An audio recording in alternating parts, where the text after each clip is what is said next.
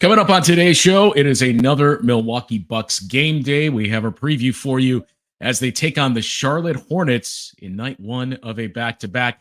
Who can we expect to see play? Can we expect to see more of the same from Damian Lillard? And perhaps, more importantly, from Andre Jackson Jr. as well. We dive into all of that next on Locked On Bucks. You are Locked On Bucks, your daily Milwaukee Bucks podcast. Part of the Locked On Podcast Network, your team every day.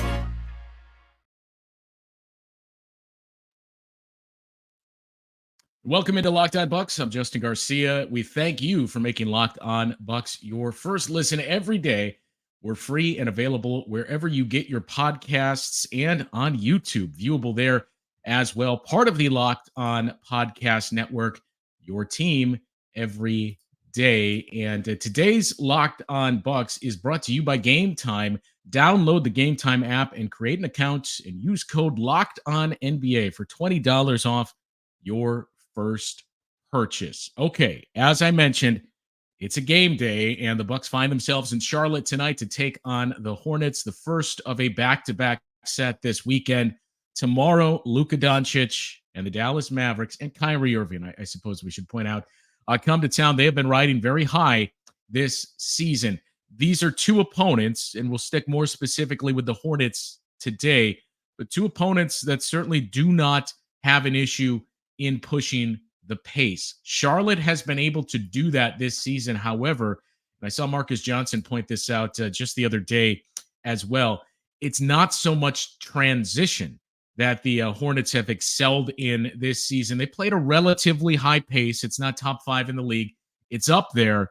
But the Charlotte Hornets are not a team that's going to attack the glass and get off and running. Now, the Bucks gave up 26 offensive rebounds. I say that, pointing this out. The Bucks gave up 26 offensive rebounds against the Toronto Raptors in that win on Wednesday night. By the way, that has been clearly an issue for this Bucks team this season, is rebounding in general, but especially the opponent's work on the glass. The Raptors had 22 offensive rebounds just 2 weeks prior in the matchup between these two teams. That is the most offensive rebounds the Bucks have surrendered to an opponent since the New Orleans, Oklahoma City Pelicans, or Hornets actually, existed. So it's been more than 15 years when they put up 28 offensive rebounds on the Bucks. It is not the most we've seen in the league this season. That belongs to tonight's opponent, the Charlotte Hornets, who had a 34 offensive rebound game earlier this season against the lowly Washington Wizards, who, by the way, the Bucks will face twice this upcoming week. So it is a team in the Charlotte Hornets that can go to work on the glass. And a big part of that thus far this season has been Mark Williams, who's been off to a tremendous start. The second-year big man out of Duke has posted some high rebounding totals already this season. He was integral in that 30-plus offensive rebounding performance that they have had recently. He had 24 rebounds overall in that game against the Washington Wizards. He's playing well. You know what you have to deal with in PJ Washington as well, the total package that he brings with his defensive ability and rebounding ability. And even JT Thor, almost called him TJ, is another guy that can get to the glass. So it's a Hornets team that has had some levels of success there. But again, despite having a LaMelo Ball, they're not a team that just gets out and runs nonstop. So especially those transition moments, there could be an opportunity, as we keep using the phrase of get right games. This could be one of those, once again, for the Bucks in what they look to build upon.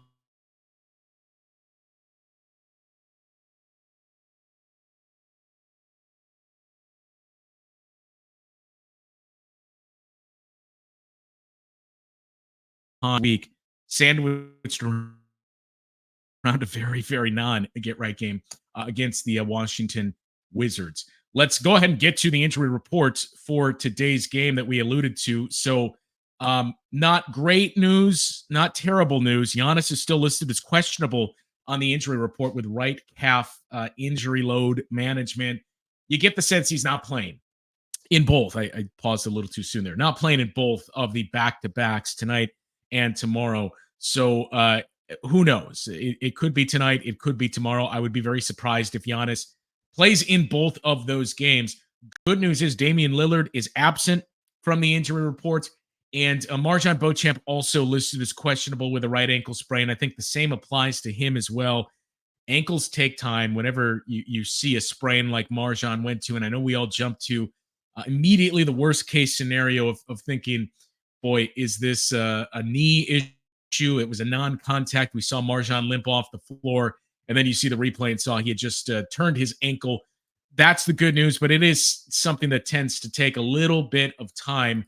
So we'll monitor where Marjan Beauchamp is for the next couple of games. But for he and Giannis, I would assume it's going to be one or the other in terms of the two games that they've got this weekend, tonight in Charlotte, and then once more tomorrow night, Saturday, I should point out, at home against the Dallas Mavericks. As for the Charlotte Hornets, there is some interesting things, as I struggle for words, on their injury report. Gordon Hayward is questionable. He had been dealing with a right hamstring strain. Sounds like he's going to be a game-time decision. Same for their rookie, Brandon Miller, who much debated whether or not they should have taken Scoot Henderson or Brandon Miller. He's certainly shown you the tools that he brings to the table, certainly with the size and shooting ability early on this season, but he's also dealing with an ankle sprain, left one, for Brandon Miller, right for Marjan, but he is questionable for tonight. And Frank Ntilikina will be out with a tibia fracture. Cody Martin, whose brother has had a field day against the Bucks, especially in the playoffs, he's out with a left knee injury. And Terry Rozier, who would have thought when we mentioned the Charlotte Hornets, Terry Rozier is one of the names you are most intrigued or interested in seeing. Is he going to play tonight? He is not. Terry Rozier is out with a left groin strain. So Terry Rozier has made a career of posting some big games against the Milwaukee Bucks in the past. You won't have to deal with that tonight, and it could open things up big time for another big Damian Lillard performance. LaMelo Ball is going to play, but you can't help but wonder, and we'll get into this a little bit after the break as well, you just can't help but wonder. This is not a knock on Giannis or on Dame, but maybe with some of these struggles that we've seen with the offense, and struggles in the sense that they just haven't figured it out yet, maybe it has to do with a new arrangement for both of these guys. Damian Lillard is used to being the guy with the Portland Trailblazers, vice versa for Giannis. And I think you have seen some tentativeness from both of those guys coming into the season. So maybe, just maybe, having Damian Lillard out there with no Giannis once more, if that is in fact what we see tonight, maybe that'll pave the road for Damian Lillard to have another big game, and for Damian Lillard to just start to look like the Damian Lillard that we have certainly grown accustomed to seeing these last couple of years. So we'll keep an eye on that as we move closer to game time. But do want to talk to you about Better Health, and this episode is sponsored by Better Help. And look, next week, as we all know, is Thanksgiving, and holidays can bring a lot of additional stress and pressure for everyone. Maybe you don't have the best way of handling that. So now is the time to give Better Help a try. It can be a lot to deal with some of that sadness, loneliness, whatever it is, just overwhelmed with your family members coming into town, travel, you name it. It gets on all of us, and that's where BetterHelp can provide you with some help. If you're thinking of starting therapy, give BetterHelp a try. There's no better time to do so. It's entirely online. It's designed to be convenient and flexible. It's suited to your schedule. You just fill out one brief questionnaire, and from there, you'll get matched with a licensed therapist. You can even switch therapists for no additional charge. Find your bright spot this season with BetterHelp, and visit BetterHelp.com/LockedOnNBA today, and you'll get 10% off your first month. That's BetterHelp, HELP.com/LockedOnNBA. All right, so we briefly touched on the whole Giannis and Damian Lillard, I guess you could say, arranged marriage that the two of them have, as both have been the alphas. and both now are stepping into a very, very different spot. We've seen at times, especially in the first 3 quarters of the game, it hasn't so much been a your turn, my turn exchange with the two, but you have seen the two of them kind of trying to figure out, is this where I step in?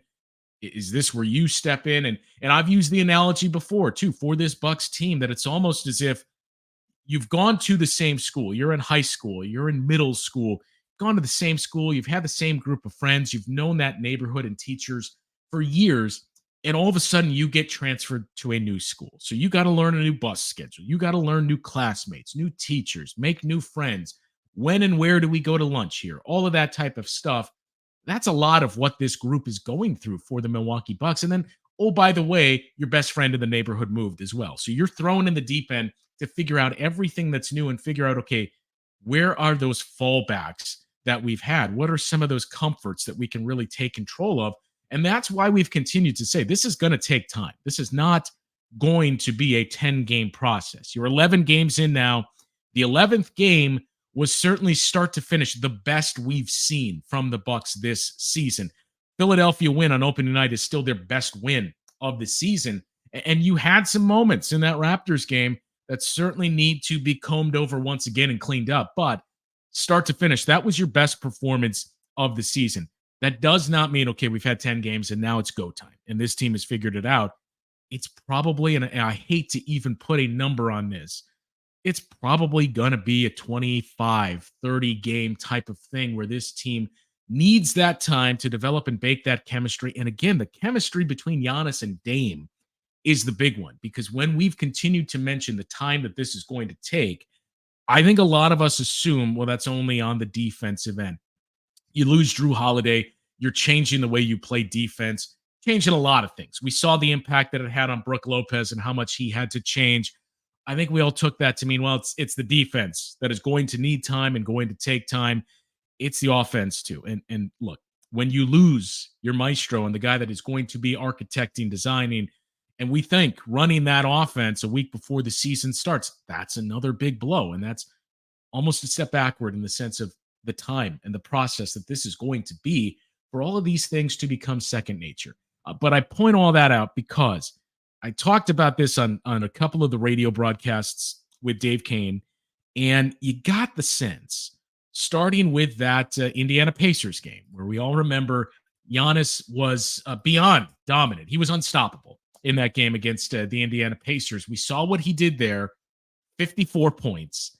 And for Giannis, 46 of those came through the first 3 quarters of the game. He took 25 shots in that game as well. You almost got the sense between that game, another very good performance over that weekend, I should say, in Orlando against the Magic.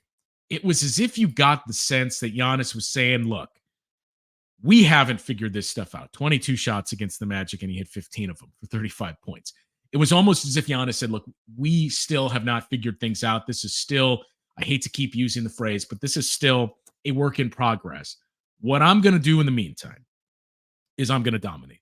I'm going to take over in this game, and I'm going to lean back on some of those things we used to always do. Some of that chemistry with me and Chris, some of the two-man games and me on the floor with Brook Lopez, me and Bobby Portis playing together, all these things that I know how to do and have become second nature for me. I'm going to take over and I'm going to dominate. And when Damian Lillard is back out here, we can continue to work on that stuff. But for the time being, this is Giannis time. And I just have to take over and dominate here. And now you look at what he's done, 30 or more points in 4 of the last 5 games. So I think Giannis clearly looks like that guy once more that we're seeing certainly in the last 5 games in that sample size we're pointing to, but especially in those 2 games in Orlando and in Indiana, where you did not have a Damian Lillard on the floor. Now, conversely, when we finally, well, I shouldn't say finally, but for the first time saw Damian Lillard on the floor for an extended period with no Giannis, you saw the same from Damian Lillard. He took 18 shots. He made 9 of them. And more importantly, 10 3-pointers, he made 4 of them. So efficiency was the key to the game for Damian Lillard.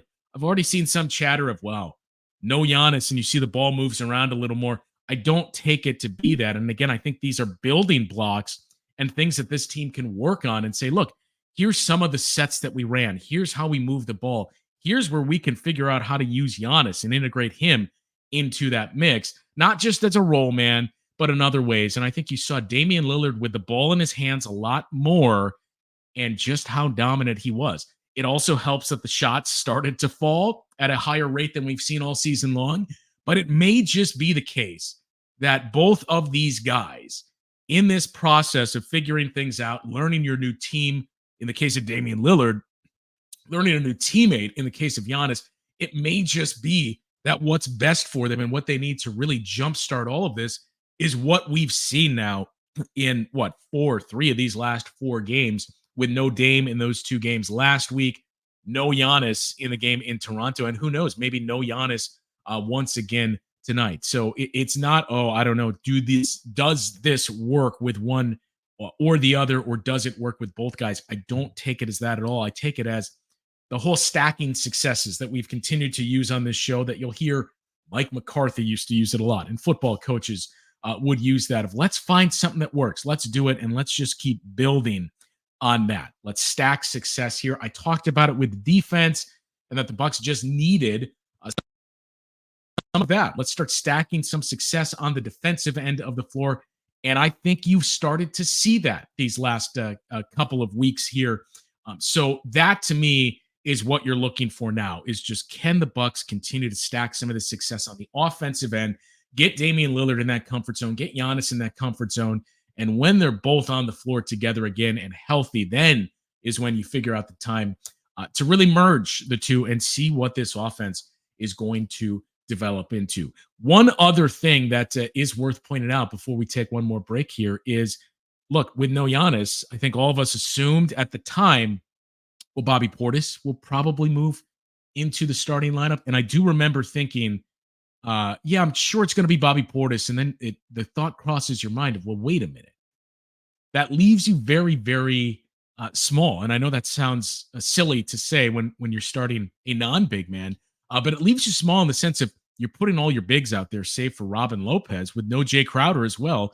You're putting all your bigs out there at once. And with Bobby Portis coming off the bench, it allows you to stagger things a little bit more and not have to play either Bobby Portis or Brook Lopez a little longer, or not have to pull one of them a little shorter or sooner than you otherwise would have. So in that sense, it made sense to move somebody else into the starting lineup. It also made a whole lot of sense that somebody else was Andre Jackson Jr., who just once again continues to impress you with everything that he brings to the table. And look, the numbers, the stat line for Andre Jackson in that game did not jump off the page. 10 minutes that he scored, 0 points, 2 rebounds, and assists. He did commit 2 fouls, but in 17 minutes. And I think that 17 number is really the biggest thing to keep an eye on. Not so much the points or the assists or the rebounds or anything else. The fouls are another one to keep under close watch as well. But the points, the minutes, to me, that's the thing to really monitor with Andre Jackson Jr., because that's what you want to see increase. We talked at the start of the season about who is this 5th starter going to be and what are you looking for in this 5th starter. And it to me really boiled down to, look, you're going to have more than enough offense. And I know that has not been the case for the most part to start the season. But theoretically, you are going to have more than enough offense if you've got Giannis, Damian Lillard, Chris Middleton's your 3rd option, and Brook Lopez is your 4th option. I know that's the way it was last year with Brook Lopez as your 4th. You could argue Chris and Drew traded back and forth between who was your 2nd option. But the big difference is your 2nd option, or maybe your 1A, is Damian Lillard, who's averaged more than 30 points a game last season and has done it throughout his career. That's a big change from where it was in years past. So the point being, offense isn't the primary concern in those spots. I would think there's not going to be enough shots. And I think we've seen that with Malik Beasley's game charts. When you look at the amount of shots he's taken, part of that is what you're asking him to do on the defensive end of the floor, taking on those toughest assignments game in, or some of the toughest assignments game in, game out. That's part of it, right?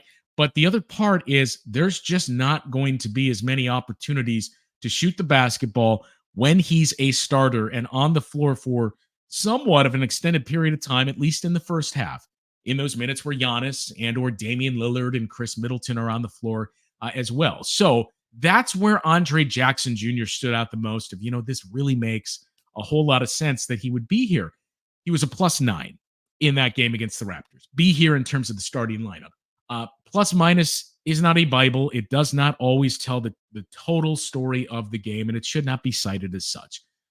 But in Andre Jackson Jr.'s case, it has matched the eyeball test that when he's been on the floor, the Bucks have made winning plays, and they've finished plus in those categories. You saw it, 2 minutes into the game in Toronto, where he's there chasing down an offensive rebound, got credited or handed, I should say, a turnover on the play he made, tracking down that ball, trying to throw it off of a Toronto player and get the out of bounds play. Didn't work. It was a turnover, but those are the things that Andre Jackson Jr. brings to the table. I mentioned the rebounding examples that we saw against the Bulls, and these are all things that the Bucks have not been executing on. The attention to detail and some of those little things, especially in the rebounding game, that you can't help but wonder, well, the Bucks did this quite a bit a season ago. How is this not the case now? Andre Jackson Jr. has brought a lot of that. So I don't think after just one game you're going to see a massive change to the starting lineup. But when we saw how well he fit with that group, albeit in limited minutes, it is something to file away and keep an eye on for that large contingency, I know, of Bucks fans who are already calling for Andre Jackson Jr. to be moved into the starting lineup. So it's something we'll keep an eye on starting tonight. If Giannis is once again a no-go, we'll see where that goes from here. And also, if MarJon Beauchamp cannot play, that could mean an increase in even more minutes tonight for Andre Jackson Jr. So that's a thing that we will keep an eye on. When we come back, we will take a look at the rest of this weekend for the Bucks. Also, I mentioned some numbers and some final thoughts on this defense stacking successes. I think we've seen that. We'll get to that just after the break. But first, we do have to tell you about our friends at Prize Picks. It is the largest daily fantasy sports platform in North America. They are the easiest and most exciting way to play daily fantasy sports because it is just you against the numbers. So instead of battling thousands of players that include pros and sharks, you simply pick more than or less than on 2 to 6 player stat projections, and from there, watch the winnings roll in. If you want to play alongside some of Prize Picks' favorite players, like Meek Mill, like comedian Andrew Schultz, you can find community plays under the Prize Picks promos tab of the app to view entries from some of the biggest names in the Prize Picks community each week. Prize Picks even offers a reboot policy so that your entries stay in play even if one of your players gets injured. For football and basketball games, if you have a player who exits the game in the first half and does not return in the second, that player is rebooted. You could have used that last night with Mark Andrews in that Ravens and Bengals game. Prize Picks is the only daily fantasy sports platform with any insurance policy. Go to prizepicks.com/LockedOnNBA and use code LockedOnNBA. Let me spell it out for you. LOCKEDONNBA. You use that code, you go to that site, you'll get a first deposit match up to $100. Again, prizepicks.com/LockedOnNBA and the promo code LockedOnNBA. Use that code for a first deposit match up to $100. All of that on Prize Picks. Okay, so 2 games this weekend for the Bucks, and again, MarJon Beauchamp, I did it again, and Giannis, their health moving forward in the sense of a back-to-back is certainly the biggest thing we will have our eyes on throughout the course of the day. So as we sit here and tape this, it's about 12:30. Over the course of the next 3 hours, I think we'll get a better idea on the status of both of those players headed into both of these games that the Bucks have. Both are going to be tests with some backcourt opponents for this Bucks team this weekend. One other thing to put on your radar: Locked On has launched the first ever national sports 24/7 streaming channel on YouTube. Locked On Sports Today is here for you 24/7 as we cover the top stories of the day with local experts. Locked On, plus our national shows covering every league. You just go to Locked On Sports Today on YouTube and subscribe to the first ever national 24/7 streaming sports channel. Again, Locked On Sports Today. Subscribe to it on YouTube. You can even see Locked On Bucks on there. You can get your NBA fix and stay up to date. You can do some scouting as well and maybe take in that Locked On Mavericks show for this weekend or the Locked On Hornets show tonight as well to fill in the rest of the gaps for this matchup that the Bucks have. Some of those details that I mentioned in stacking successes for this Bucks team. And I'm going to preface with this. It's a small sample, right? 7 games that we're referring to here, that I'm referring to with the numbers I'm about to give you. But I saw a lot of people jump to conclusions after 4 games, an even smaller sample, after 6 games, right around 10 games. So again, this is not enough. You need about 20 games to really start to get a feel. And I know Billy Donovan, head coach of the Chicago Bulls, will talk about we view things in 10-game sample sizes. We'll look at how do we do in this 10 games? How do we do in this 10 games? It's a lot easier to do that when you have more continuity and when you have more than one 10-game sample to view. So that's the lecture on sample size and keeping all of this in mind. But I'm going to point out this. Now that we've gone over, it's a small sample here. Don't take this as gospel. Here's the good news for the Bucks. When we talk about the defense and saying, look, I have seen, and I know Camille and I have already done a couple of shows on this. You've seen subtle signs of growth. The numbers are what back that up. In the 7 games the Bucks have played since the first matchup against the Toronto Raptors, a disastrous game, maybe in all likelihood, their worst game of the season. The defense looked lost. The Raptors were able to do whatever they wanted. That's when it looked to be its bleakest with the Bucks defense and everything else. In the 7 games that the Milwaukee Bucks have played since that game, their offense currently ranks 10th in the NBA at 116.7. And look, as we just went through at the top of this show, nobody is going to sit here and tell you the offense is fixed. It's great. It's a finished product. It still has more work to be done. But as it started to look better, it's rated 10th. And it's higher than that overall, but it's rated 10th in this sample size. So you're in the top 10 offensively. The defense, which again, after 2 games, even more funny that we would cling to, hey, after 2 games, the Milwaukee Bucks defense is on track to be the worst defense in the history of the NBA after 2 games. But after 2 games, it looked like that. After 5 games, it was in the bottom 5. After 7 games or after 4 games, it was there, right? In the 7 games since that Raptors game, so starting with the Knicks game, when Brook Lopez had those 8 block shots, the Bucks have the 14th best defense in the league with a 114 defensive rating. Their net rating is also 10th at 2.7. They're basically flat for the season. The 7 games since, a roughly 3 net rating. It's not great. It's not what we've seen from this team in recent years, but it's a start, and it's much, much better. And that defense, I'm going to continue to point this out as well. I'm fine with 14th. We talked about this when Kane was doing the show, and we did our looks at defense. My thought coming into the season was if you can finish 12th, 13th, great. I think you'll probably be around 15th. Just stay in the top half. You can stay in the top half of the league and show some gradual improvement. Maybe you can jump up to 10.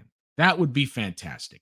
But just stay in the top half, because once this defense figures things out, or once this offense figures things out and gets rolling, it is going to be elite. We saw glimpses of that, very, very brief glimpses. We've seen it individually from Giannis and Dame. Now you just want to see it together. But it's going to be very good. And so good, I think, to the point that as long as you're in the top half defensively, if you can be close to 10, that's your defense keeping you in games. So again, compared to a different sport, I think we've seen a decent amount of that. Camille would speak to this better than I would, but I think we've seen some of that from the Packers. Your defense may not be great, but it's done everything you could ask for, and it's kept you in the game.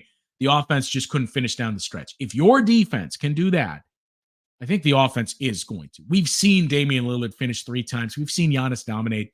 That group is going to figure things out, that if the defense keeps us in, we're going to be tough to beat. And that's what we've seen now for the last 7 games from this Bucks team. I'm not saying 10th is what you should shoot for, especially in the offensive side or net rating.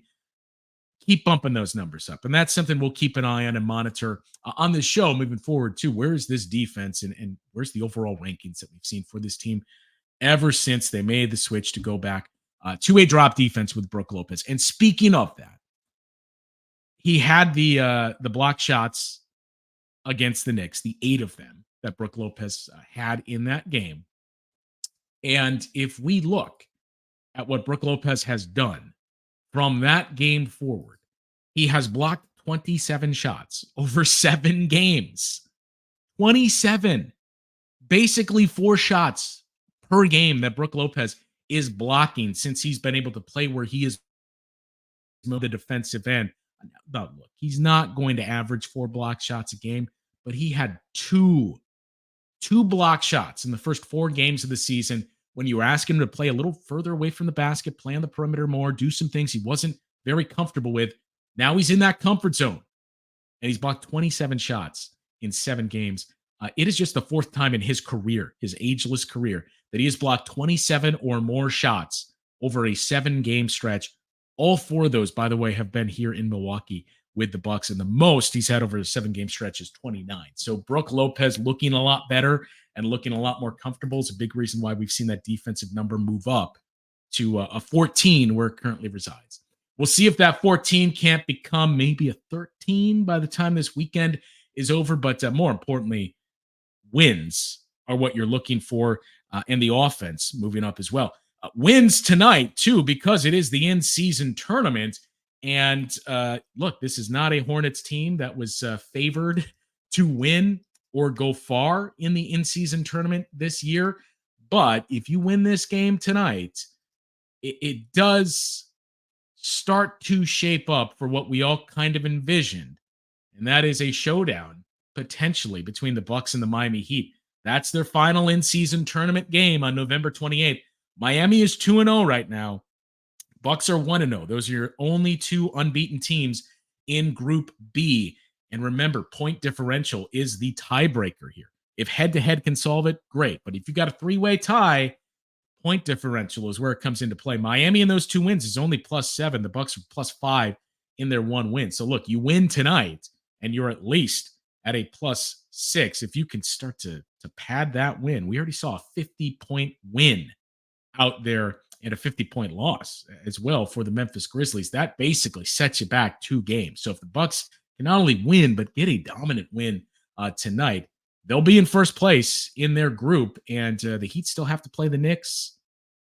You've got a game against the Wizards, so it's shaping up for win these 2 games you should win, tonight against the Hornets, next week at home against the Wizards, and it could be a winner-take-all on the 28th in Miami. All right, Camille and I will be back this weekend to recap these 2 games that we witnessed for the Bucks, and we'll give you a preview as well of the first of 2 games against the Washington Wizards. We thank you again for making Locked On your first watch and your first listen every single day. To all the everydayers out there, hey, if you see me at the game tomorrow as well, stop by and say hello if you're there for the Bucks and the Dallas Mavericks. We'll talk to you once again on Monday with more Locked On Bucks.